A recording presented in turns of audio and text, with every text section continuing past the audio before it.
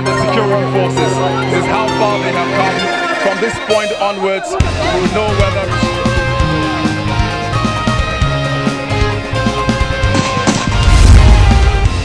the next generation, your children and grandchildren, do better.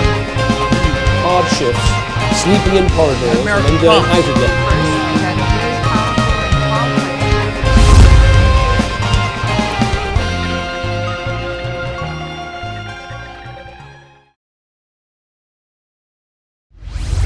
For over 3 decades, Africa's largest country warred against itself. Human casualties from civil wars in the 1950s through the 1990s led to the deaths of at least 4 million people in the Republic of Sudan. It isn't a year gone following the independence of South Sudan from Sudan, and the drumbeats of war appear closer with every passing day. A warning from the United Nations Security Council to the belligerent states to shape up within 3 months or face sanctions is the strongest form of concern by the international community. Surrounded by 6 countries from Egypt in northern Africa to Ethiopia in eastern Africa, there is a fear of a humanitarian disaster without remedy if a third civil war breaks out. I am Akin Oyebode, and this is Global Perspectives.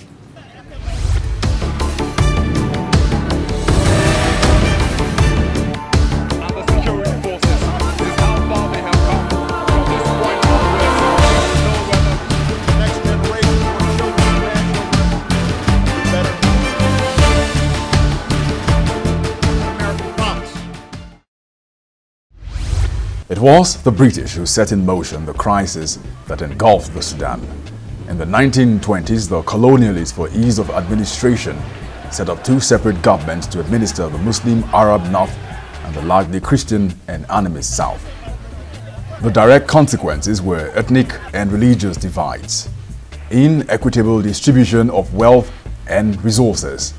A year before independence and the first civil war began, for 16 years, the new nation warred with itself until a peace deal was brokered by the World Council of Churches. The second civil war, which began in 1983, was brutal. 20 years after the first guns were fired, nearly 2 million people had been killed and twice that number displaced. The south of Sudan was ravaged by the government as it tried to regain control. The Nairobi Comparative Peace Agreement in 2005 was the defining moment in bringing a close to the Second Civil War. For 6 years, South Sudan lived by itself. Not even the death of its leader John Garang after the agreement was signed could break its resolve. The goal was a referendum by 2011. To stay or not to stay. The damage from years of neglect on the people, broken down infrastructure and a broken down psyche of the people resulted in a 99% vote to secede. On the 9th of July 2011, South Sudan was born. Today is the most important day for the people of South Sudan. It is a day which will be forever engraved in our hearts. The schism and contention of decades wasn't just going to disappear. Instead, the problems have mounted with the tension. The war years have left a generation of South Sudanese without access to basic services and infrastructure. Too many unresolved questions before the breakaway has come to hurt both Sudans. Border demarcations, all sharing proceeds of BA and citizenship. Again and again, both Sudans have headed to the negotiating table, abandoned the talks and headed to the fields to do the war dance, as both armed forces stockpile arms and carry out drills. A defiant President Bashir once said, "We will not negotiate with the South government because they don't understand anything but the language of the gun and ammunition. Our talks with them are with guns and bullets." But President Bashir is a wanted man with very few friends. 10 counts of war crimes and crimes against humanity over atrocities committed in Darfur have isolated a man who once provided a haven to Al-Qaeda's late leader Osama bin Laden, an Egyptian militant group with Islamist Jihad. But he is feted by the Chinese, who buy 10% of its oil from Mr. Bashir, and they pay him back with arms for his army. Even after both armies had withdrawn from the disputed oil-rich town of Hegelig, Sudanese jet fighters carried out air raids 10 kilometers into South Sudanese territory. Nearly 500,000 South Sudanese remain in the Northern Territory, deprived of their nationality following the Declaration of Independence. President Bashir's government failed to provide logistics for their resettlement in Juba and are now trapped in a precarious situation. A lucky 100 a week to the Khartoum airport is a far cry from safety if the crisis worsens.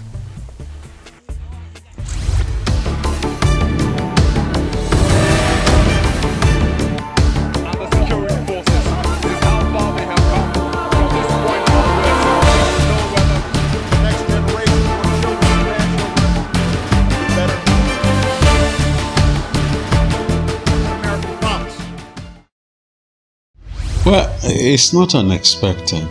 If you know the privations that South Sudanese suffered under the thraldom, I will say again, of the Arabs of the North, you will know that the Arabs will not just give up without a fight. They pretended that South Sudan could have their freedom, but they held the ace in terms of the oil-rich border areas between the two countries. You know, the boundaries have not been determined, and it was like a modus vivendi for the Africans if they wanted self-determination to go.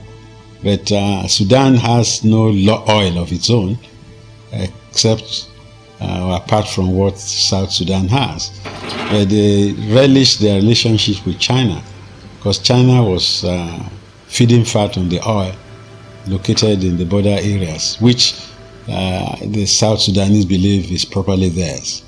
I think Sudan just wants to use the big muscle to overrule and overwhelm the relatively underdeveloped South.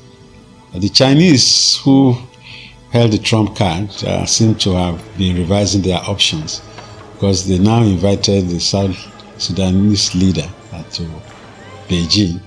There was a time when Omar al-Bashir had the red carpet rolled for him in Beijing, and some of us were very angry. I personally was very angry at the Chinese. The United Nations Security Council has come into this and has asked both countries to resolve their differences, otherwise sanctions will be imposed on both countries. Do you think this will help in resolving the differences between South Sudan and Sudan? Nothing feels like failure. I don't expect that they can pull any rabbit out of their hat as far as the crisis between Sudan and South Sudan is concerned. I think the Russians, who now want to stand up to the Americans, especially with Putin being president, will play the card ultimately in terms of what happens in Sudan. Because you see, the South Sudanese are outgunned and outmatched. The Chinese have supplied lots of weapons and gunships and jet bombers and all sorts of things. If you look at the infrastructure in South Sudan, it's so decrepit and almost pedestrian. Look, the whole place looks like a big village. It's not a 21st century country. So the Arabs in the north are taking advantage of the poverty and underdevelopment of the South. I think what is coming out of the UN is just empty noises. Okay, the UN is not equipped right now to dispatch troops. The ones in Darfur, you know how ineffectual they have been. You remember when Nigerian soldiers were massacred in Darfur? What came out of it? So if I were to advise the government of South Sudan, I would say they should just make sure that they are not worsted in the conflict with the North by seeking allies that could come to help them. Since the sore thing is the oil in the border area, I'm sure that, in fact, if other African countries, and I think Uganda was threatening that was going to come and support South Sudan because the Lord's Resistance Army is being armed and protected by the Sudanese. So if other African countries, big players, could go on the side of South Sudan, then that could possibly square the circle, as it were. There is the thinking that President Bashir, because he has an ICC indictment hanging over him, will always be painted black. So whatever he does will not come out favorable before the international community. Do you think the South Sudan is exploiting this avenue to carry out atrocities? I'm not sure the world supports what Sudan is doing against South Sudan. South Sudan made a go for it, the refineries and the installations. And when push came to shove, they withdrew their forces and said, let's go into dialogue. You know, before the Southern Sudanese effort, they were already negotiating. And negotiations ceased. And what the AU is saying is that they should go back and resume, because at the end of every confrontation, you have to go and talk. But apparently, Sudan wants to ensure that it's on the ascendancy so that it could have better bargaining power with the occupation of the oil-laden areas and threatening to expel South Sudanese that they've been using as slaves in Sudan, sending them back when the economy of South Sudan is a basket case. South Sudan can't take care of all those people coming back from the north. So what Sudan is doing really is a devious poker game, okay, to really neutralize whatever efforts the South wants to produce. It's a very scary situation. And the worst case scenario might be the recolonization of South Sudan. I'm not sure Africa will accept that.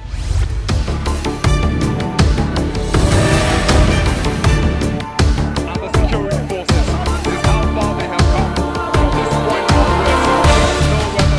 The next generation, more children, grandchildren, better.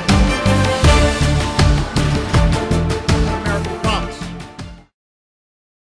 Together with President Bashir, Zimbabwe's 88-year-old leader Robert Mugabe share a common trait: multi-decade rulership.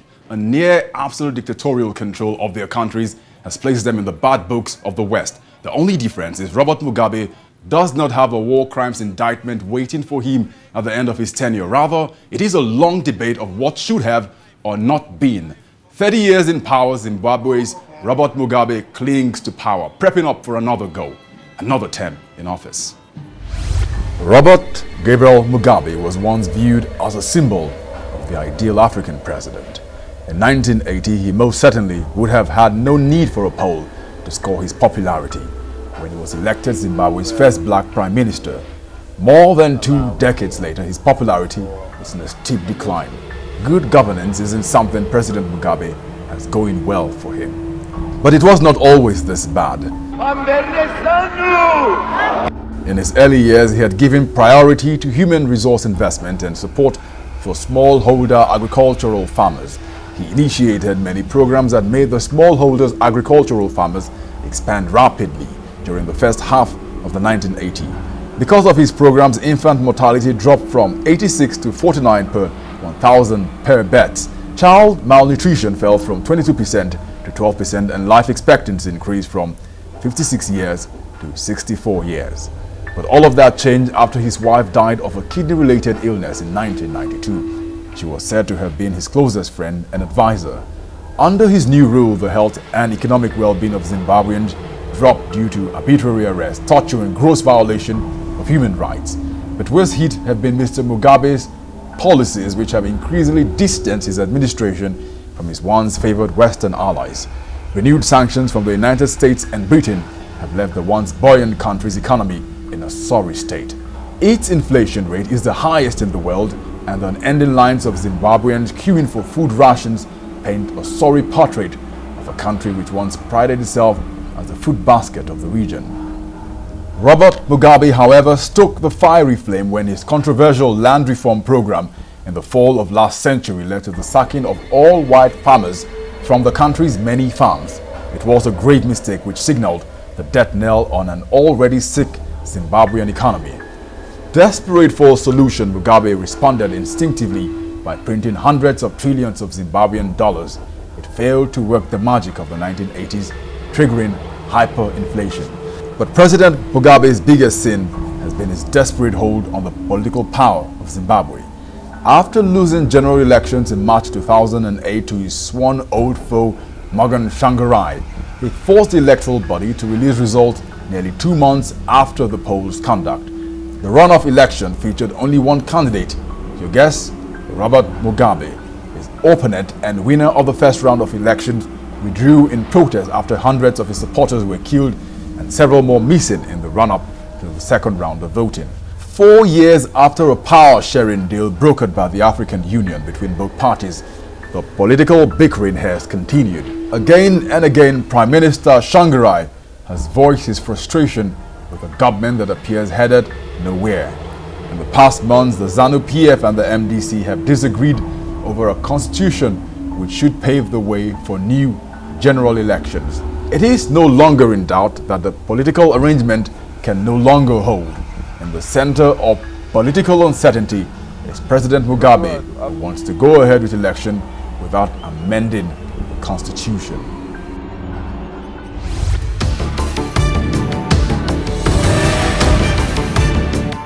And the security forces is how far they have come from this point onwards.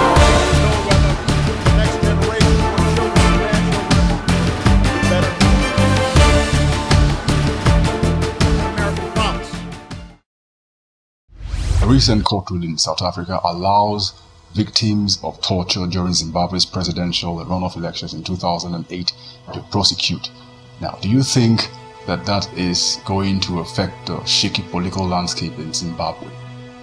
Well, quite sincerely, I think the South African judiciary appears to be overreaching itself, because strictly speaking, the South African courts don't have jurisdiction on the matter or on matters that occurred in another country. The proper courts to try such cases, if they amount to crimes against humanity or war crimes or genocide, would be the International Criminal Court. And I'm not too sure if the court will want to be seized of the matter. For the court of another country to usurp the jurisdiction of the courts of one country will amount to some excess, if you ask me. That's talking strictly as an international lawyer. But in terms of putting sanctions or imposing sanctions on Zimbabwe, Zimbabwe is still a member of SADC, and SADC will use its good offices to make Mugabe smell the coffee. But I don't think that the South African judiciary should be doing what it's doing. Robert Mugabe has often argued that his political predicament, his economic failures have all happened because of Western pressure. Is Robert Mugabe the devil the West has created, or is he a product of his own fortunes? Well, I think it's a combination of all that you said. There are those who love Mugabe for his exploits in terms of African liberation, and there are those who hate his guts, who believe that he has overstayed his welcome. I think the jury is still out on the tenure of Robert Mugabe. If you ask me, history will show him some understanding for winning the liberation war for his people. But then, if you're talking of the balance sheet of the Mugabe years, we might say that stasis set on, and he had become immobilized by sanctions, by being surrounded by countries that don't wish him well. And but as I said, you must give him some kudos for surviving thus far. Lesser mortals will have succumbed or become irrelevant. A man getting close to 90 who still believes he can hold the country in thraldom might be acting contrary to the dictates of history. But the fact that he has not been overthrown means that he must be getting certain things right. In 30 years, Zimbabwe's president, Robert Mugabe, has gone from being a hero of some sort to a villain. A lot of people will say that he had his better days in the early years, but right now his popularity levels have come down seriously. Why do you think someone like Robert Mugabe has remained in office for this long? I must observe that Robert Mugabe has tremendous staying power. He's a survivor, if ever there was one. Don't forget, he spearheaded the struggle for the independence of Zimbabwe against the notorious regime of Ian Smith.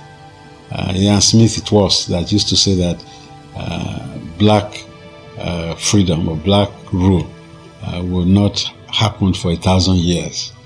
But I'm glad he lived to see the success by the Patriotic Front led by Mugabe. But apart from that, the land question, which Mugabe handled very dexterously and in a decided fashion, has won him a place among the pantheons of African liberation. In terms of good governance, you know, he suffered a lot of sanctions and prohibitions from the West. Robert Mugabe was the African leader the West loved to hate. But this is not an apologia for bad governance and dictatorial tendencies. He struggled against the Shonas and all sorts of things that happened to even members of the Patriotic Front, like my old classmate Edison Zogbo, and all such contenders for political power in Zimbabwe. He's become like other geriatric African leaders, you know, the Kamuzu Bandas of Malawi, and to some extent Mobutu Sese Seko of Zaire. We had Jomo Kenyatta too, who stayed for so long. Humphrey Bwai, and that generation of African leaders did not have any other game in town but political domination. I think there's a new Africa awakening, desirous of good governance, of democracy, transparency, and what have you. My hunch is that Mugabe is at the sunset of his life. He's going to expire before too long, so it's a question of time. Even though he believes that he's going to stay forever, but I'm not that sold on that idea. There are revolutionary pressures in Zimbabwe itself for a new dawn, for a new order, for a new day, and I'm sure that history will catch up with him. Oh, okay. You are most welcome.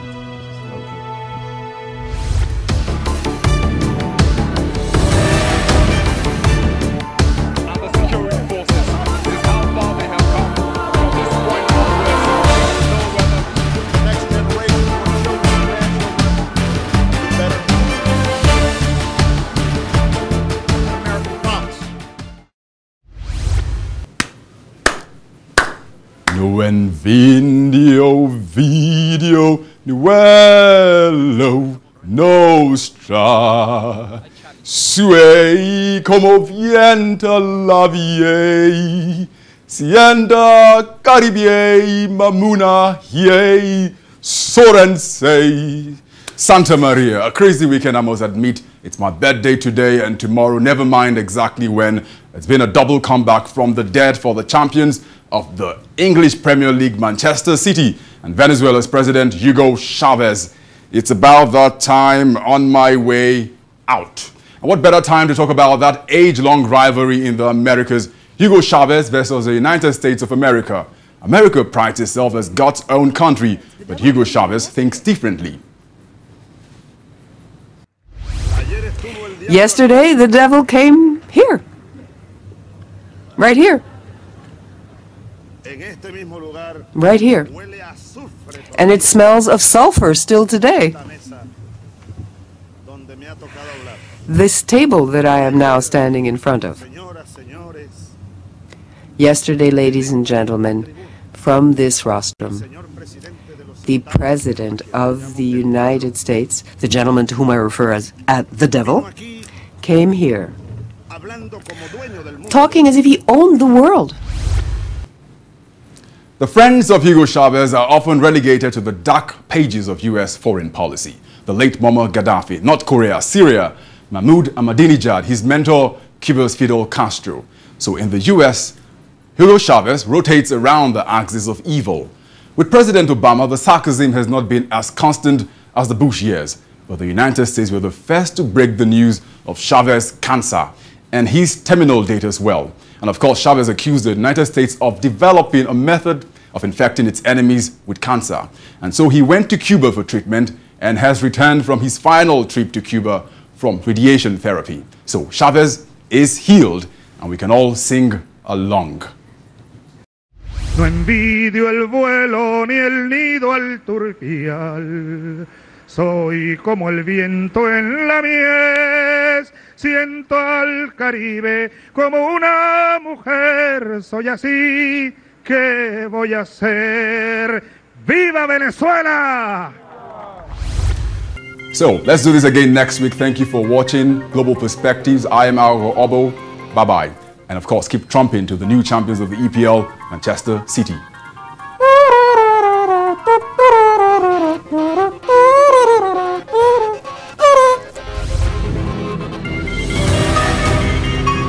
And the security forces, this is how far they have come. From this point onwards, we'll know whether...